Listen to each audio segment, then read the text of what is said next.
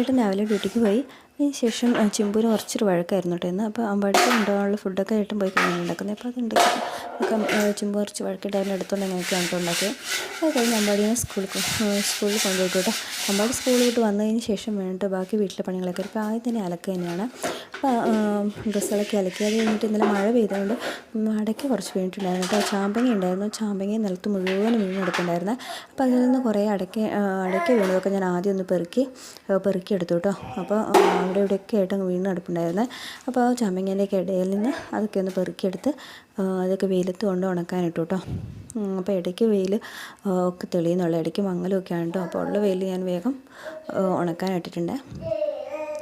അപ്പോൾ അതിനുശേഷം നല്ല കുറേ ചാമ്പങ്ങ നിലത്ത് വീണെങ്കിലും കുറച്ച് നല്ലതൊക്കെ കിട്ടിയിട്ടോ. ആ നല്ലതൊക്കെ കുറച്ച് പറിച്ചെടുത്തേ. അതിനുശേഷം കുളിയൊക്കെ കഴിഞ്ഞപ്പോഴത്തേക്കും ചിമ്പ് എണീറ്റിരുന്നു കേട്ടോ. അപ്പോൾ പിന്നെ അത്രയൊക്കെ ഉള്ളൂ. മറ്റൊരു വീഡിയോ ആയിട്ട് വീണ്ടും കാണുന്നവരൊക്കെ ടാറ്റാ ബൈ.